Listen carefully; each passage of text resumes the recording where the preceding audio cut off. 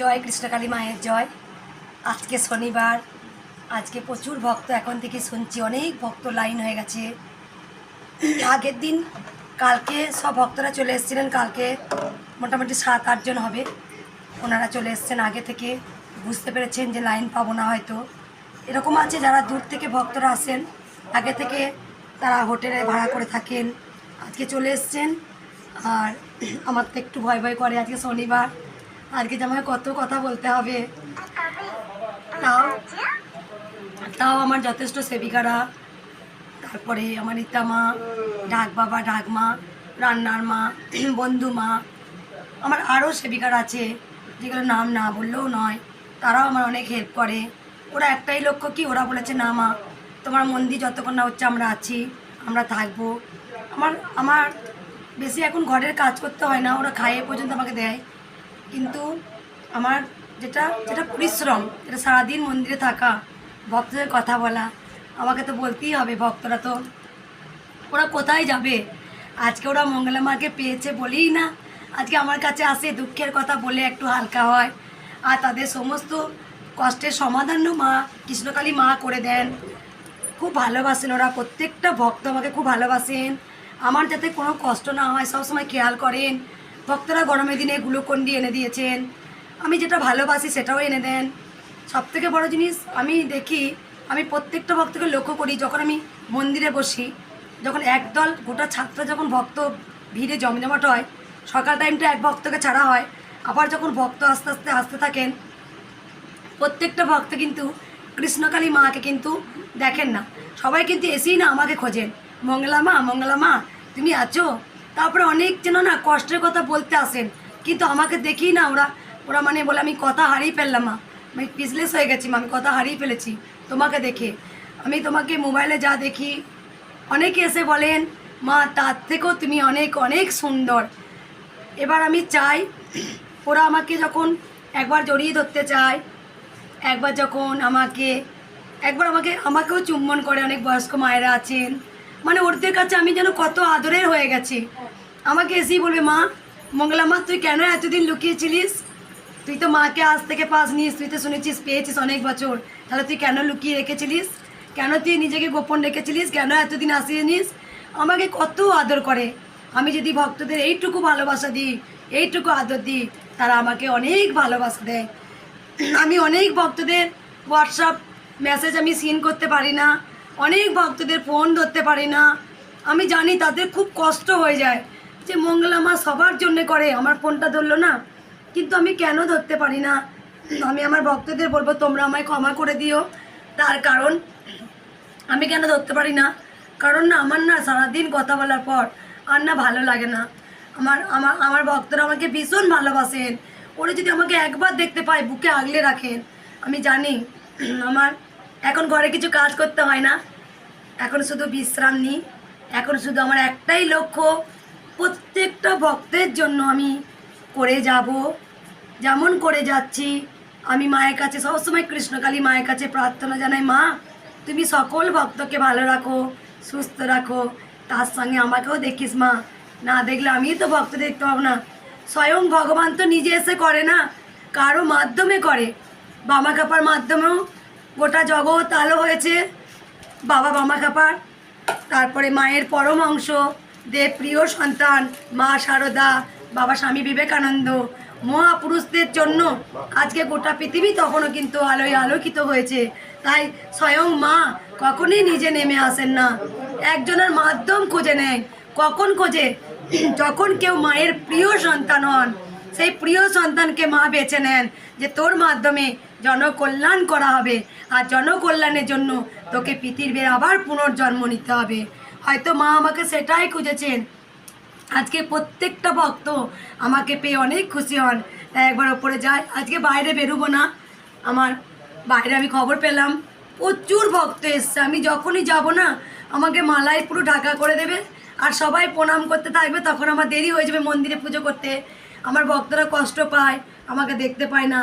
তবু আমি আজকে যাব না বাইরে, শনিবারটা প্রচুর ভিড় হয়, আমি পরে একবার নয় সময় পেয়ে ওদেরকে একবার দেখা দিয়ে আসবো। ওরা একবার আমাকে দেখতে পেলে ভীষণ খুশি হয়, মঙ্গলামায় এসছে, মঙ্গলামায় এসছে। মা যদি কৃষ্ণকালী মা যদি স্বর্গ থেকে নেমে আসতে পারেন, তাহলে আমি কেন যাব না আমার ভক্তদের পাশে? আমি কেন ছুটে যাব না? অবশ্যই আমি যাব। তাই একবার যাই। আমি রীতা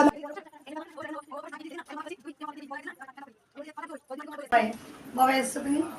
আমি জানি অনেক ভক্ত এসছেন, বাইরে অনেক ভিড় হয়েছে না, আজকে প্রচুর লাইন হয়েছে, আমি জানি। সেখানে বাইরে আজকে যাবো না, গেলেই তো ভক্তরা ধরবে আমাকে, ওরা আগে ধরার চেষ্টা করবে। যাক আমি আজকে যাবো না, পুজো করছি, পরে একবার যাবো।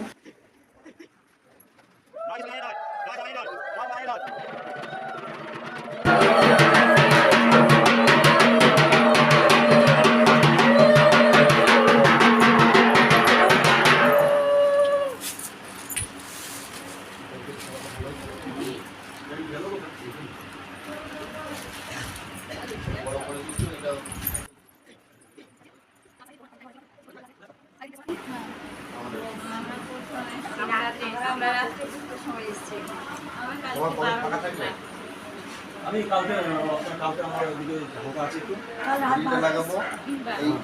এই মালটাকে ছাড়ি, এই মালটাকে কেটে এই মালটাকে ছাড়িয়ে। আর মা তুমি রাত 2টোর সময় এসো। কোথায় ছিলে তুমি? রাস্তায় দাঁড়িয়েছিলে? তা কেন তুমি ডাকোনি কেন?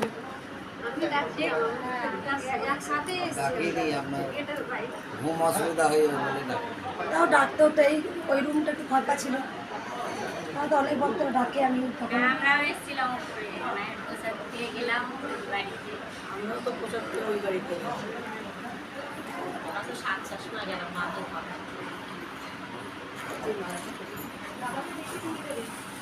কৃষ্ণকালী মায়ের জয়, ভগবান শ্রীকৃষ্ণ। আরও তো ভক্ত উঠবে, ছাত্রতে ভর্তি, ভর্তি ভর্তি।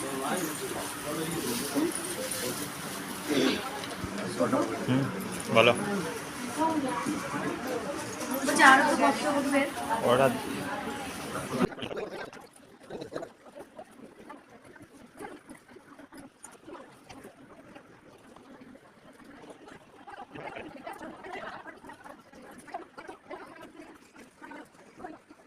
হয়ে গেছে আপনার? এবার সবাই একটা কথা বলুন।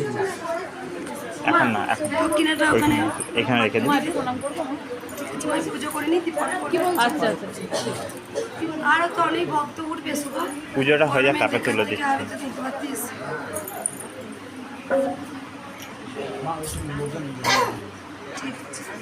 ঠিক আছে, আমি একটা ওই দেখো ওইখানে আছে, ওই দেখো ওই কাজটা আপনার হয়ে গেছে। আমি এবার বসবো।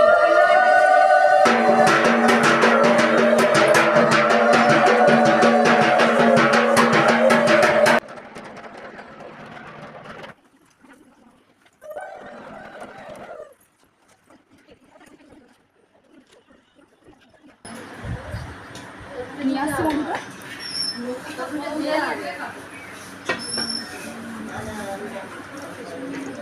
নিয়ে আসবো মধুটা।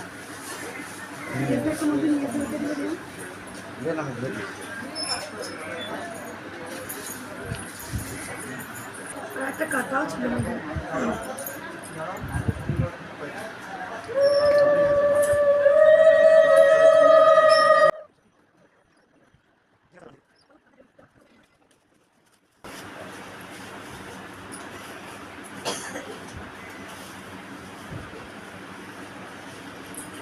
উঠতে কষ্ট হলে তুমি নিচেই বসতে পারতে, আমি যেয়ে দিতাম।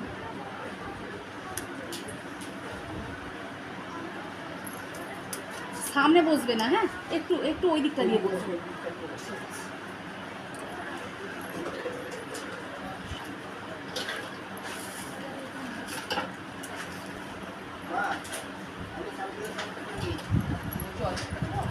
হ্যাঁ অর্ধেকটা দাও, আর একটু কাটো, কত বড় বড় করে কেটে রাখো।